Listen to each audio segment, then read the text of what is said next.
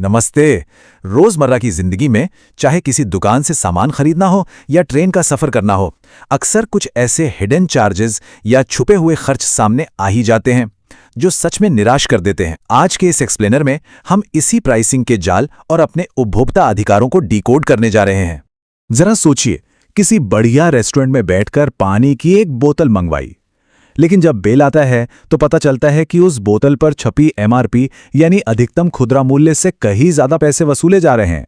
क्या ये वाकई कानूनी है? ये एक ऐसी सिचुएशन है जिससे हम सब कभी ना कभी गुजर चुके हैं। तो चलिए इस पहेली को सुलझाते हैं।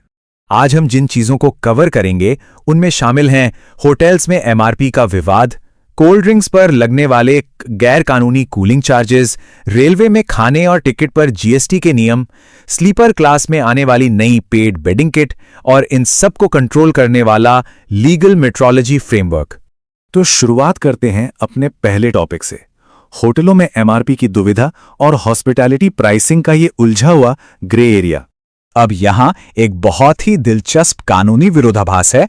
एक तरफ 2017 में सुप्रीम कोर्ट ने कहा कि होटल और रेस्टोरेंट हमें एम्बियंस यानी माहौल और सर्विस जैसी वैल्यू एडेड सर्विस देते हैं, इसलिए वो एमआरपी से ऊपर चार्ज कर सकते हैं। लेकिन दूसरी ओर उपभोक्ता मामलों का मंत्रालय बिल्कुल साफ कहता है कि पैकेज सामानों पर एमआरपी से ज्यादा मांगना उपभोक्ता अधिकारों का सीधा उल्लंघन है। तो देखा जाए तो यह असल में एक बहुत बड़ा ग्रे एरिया बन गया है। ऐसे में सवाल उठता है कि एक आम ग्राहक को क्या करना चाहिए, खासकर तब जब बात किसी ऐसे बजट होटल की हो जहां कोई खास सर्विस नहीं मिल रही। सबसे पहले हमेशा एक प्रॉपर टैक्स इनवॉइस यानी पक्का बिल मांगना चाहिए। दूसरा, उस पैकेज पर एमआरपी लेबल को ध्यान से चेक करना जरूरी है। और तीसरा, अगर लगे कि गलत तरीके से पैसे वसूले जा रहे हैं तो सीधे नेशनल कंज्यूमर हेल्पलाइन यानी 1800-11-400 पर शिकायत दर्ज की जा सकती है। हॉस्पिटैलिटी से आगे बढ़कर अब रिटेल सेक्टर की एक बड़ी प्रॉब्लम पर आते हैं, समर ड्रिंक्स पर लगने वाले ये गैर कानूनी कूलिंग चार्जेस। ये 5,000 रुपए का आंकड़ा जरा ध्यान से देखिए। हाल ही में पुणे के लीगल मेट्रोलॉजी विभाग ने 20 दुकानदारों पर ठीक इतना ही जुर्माना लगाया है, हर एक पर 5,000 रुपए। वजह, वो लोग ग्राहकों से ठंडे पानी या कोल्ड ड्रिंक के लिए एमआरपी के ऊपर 2 से 5 रुपए कूलिंग चार्ज के नाम पर एक्स्ट्रा वसूल रहे थे। ये साबित करता है कि अधिकारी इन नियमों को लेकर अब सच में सख्त हो गए हैं।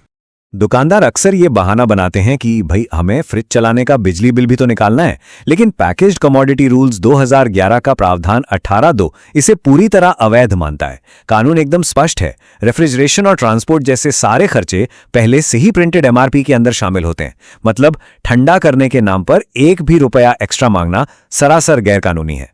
चलिए अब इस विश्लेषण को पूरी तरह से भारतीय रेलवे की तरफ मोड़ते हैं।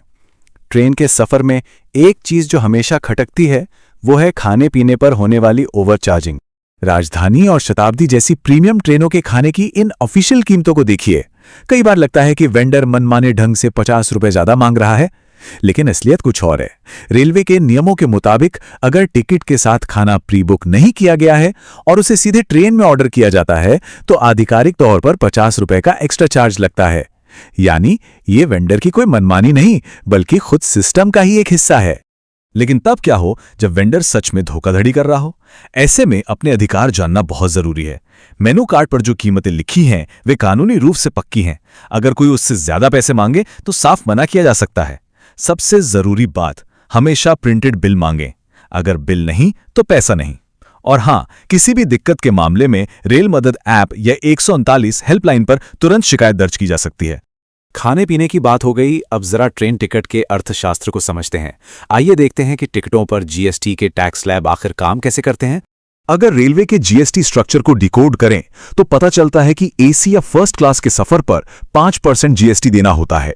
शताब्दी और राजधानी जैसी प्रीमियम ट्रेनों में ये 5% हर क्लास पर लागू है। लेकिन आम जनता की राहत के लिए स्लीपर क्लास और सेकंड सिटिंग को जीएसटी से पूरी तरह बाहर रखा गया है।